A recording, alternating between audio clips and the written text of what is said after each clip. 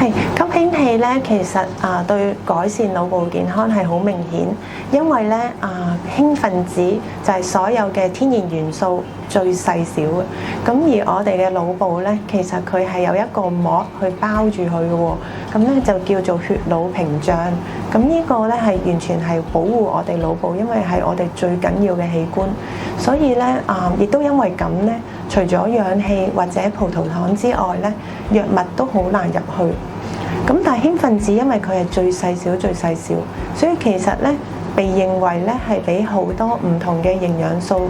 甚至係藥物都容易入到我哋嘅腦部咯。咁而臨床咧發現佢對改善腦部健康咧都有好明顯嘅效果，因為咧都幾多數據係關於認知障礙症啦。咁認知症裏邊咧又有帕金遜症啊，又有阿茲海默氏症呢啲常見嘅。咁呢個氫分子咧都有改善嘅數據啦。動物方面亦都有改善認知能力嘅數據啦。同埋咧因為氫分子仲有一樣好神奇啦，佢係改善我哋腸道健康嘅。我哋知道腸道咧住咗好多細菌蟲啦，咁有好嘅細菌，有壞嘅細菌，亦都有好多唔同嘅種類嘅細菌蟲。咁咧佢原來有幫助係我哋嘅細菌蟲係偏向好菌嗰個類型係多咗，同埋嗰個豐度即係 diversity 更加 diverse， 更多有唔同嘅菌狀喺度咯。咁呢個係幫助到我哋腸道嘅健康，而腸道咧因為係我哋有70%嘅免疫細胞咧都喺腸道生活緊咯，咁所以我哋腸道健康咧亦都幫助咗我哋提高免疫力啦。咁而免疫平衡咧，亦都係對認知症咧原來有一個好重要嘅角色。最後一點咧就係我哋嘅腸道咧係製造我哋一啲神經嘅荷爾蒙，例如血清素啦、幸福荷爾蒙啦，有90%都喺腸道做嘅喎。咁另外咧多巴胺啦、多巴胺大家聽過，令我哋有動力，亦都係有少少幫助咗帕金遜症嗰啲唔會顫抖嗰個症狀，而佢咧有一半咧都係腸道做，咁所以腸道健康又幫助咗。所以咧整體嚟講咧，可能係呢啲唔同嘅角色啦，令到我哋臨床見到咧，其實認知症係有改善嘅。咁另外咧腦部健康啦，我哋亦都會諗起情緒病。係啦，咁情緒病亦都係我哋好需要一啲神經嘅傳導物質荷爾蒙啦。咁頭先講過，我哋腸道去製造一啲咁有用嘅神經嘅荷爾蒙啦。咁所以咧，亦都係會幫助我哋嘅情緒。咁咧，我哋都臨床上啦，或者我自己身邊嘅朋友都有同我講，係覺得個人係開心咗，情緒係好咗。係啊，咁認知障礙症嘅病人好多都係有抑鬱症嘅，係啊，咁又見到佢哋真係開朗咗，咁呢啲都係會喺臨床上有見過嘅。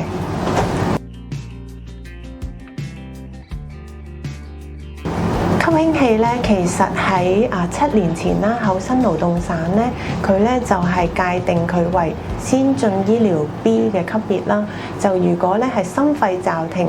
之後就好容易腦梗塞，就好容易死亡。但係咧就鼓勵咧係用呢個吸氫氣作為急救嘅。咁咧而數據係因為顯示咗咧，原來佢係減少咗中風引起嘅後遺症，或者因為中風而變成失去生命呢啲咁嘅情況。咁所以咧對中風係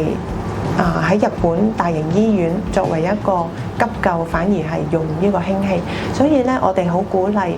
平時啲病人譬如年紀大啲啦，我哋都容易有高啲嘅中風風險，又或者已經曾經中咗風啦，咁更加係鼓勵咧，真係可以試下多啲去吸氫氣，能夠可以係幫助減低個後遺症啦，同埋預防有任何復發嘅。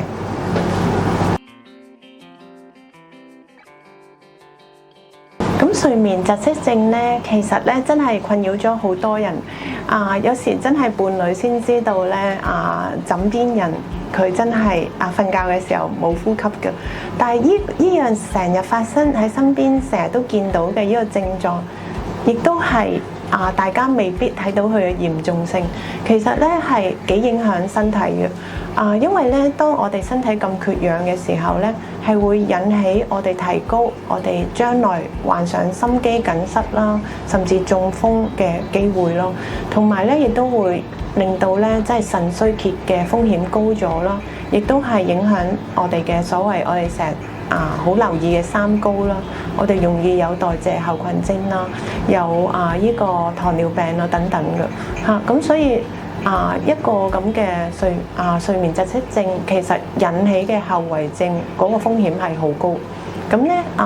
輕療法咧尤其是吸氫氣啦，其實咧都幾多論文去睇到，原來佢對呢個睡眠窒息症引起嘅後遺症嗰個防止咧，原來有幫助。因為我哋知道我哋缺氧而引起我哋身體容易受損啦，好多組織容易受損，荷爾蒙唔平衡，所有嘅唔平衡咧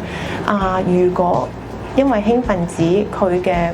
原理啦，就係拎走咗壞活性氧，令到我哋咧身體係冇咁多一個氧化嘅環境，亦都因為冇咗呢個壞活性氧，我哋嘅所謂嘅慢性炎症咧，亦都減少嘅時候，咁身體呢個環境係改善咗啦。咁所以頭先講我哋話睡眠窒息症引起嘅所有嘅唔同嘅壞影響咧，都會改善咯。咁所以我都見到係有啲論文真係去講呢樣嘢，亦都睇到佢係減少咗頭先我哋講，譬如腎衰竭或者心臟一啲嘅缺損呢啲咁嘅壞影響嘅機率咯。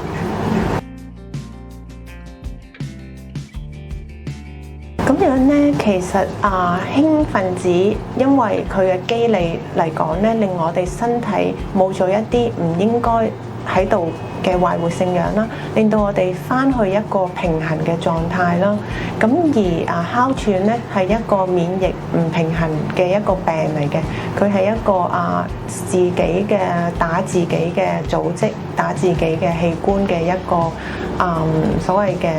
自身免疫疾病啦，係啦。咁而氫分子或者氫療法啦，佢就平衡翻我哋嘅免疫系統啦，亦都平衡翻我哋嘅免疫自律神經，係啦，令到我哋身體回復翻一個平衡嘅時候，炎症亦都減少咯。因為喺哮喘裏邊我哋嘅氣管細胞咧係好多嘅炎症因子啦，發炎嘅物質喺度，係有一個好似引起一個急性嘅自己打自己嘅狀態，所以就會都會可以引起危險。如果哮喘係發病嘅時候，而氫分子咧發現咧，如果佢係用吸氫氣嘅呢個方法，其實都好快可以平靜翻、緩和翻哮喘病人呢啲咁嘅病症。我自己亦都係咯，親眼見過一個哮喘病人，一吸氫氣10分鐘之後，佢就平靜翻落嚟，係啦。咁所以都好建議大家有時哮喘成日都係依賴藥物啦，大家都可以試下呢個冇毒冇害嘅方法，睇下可唔可以能夠幫助到。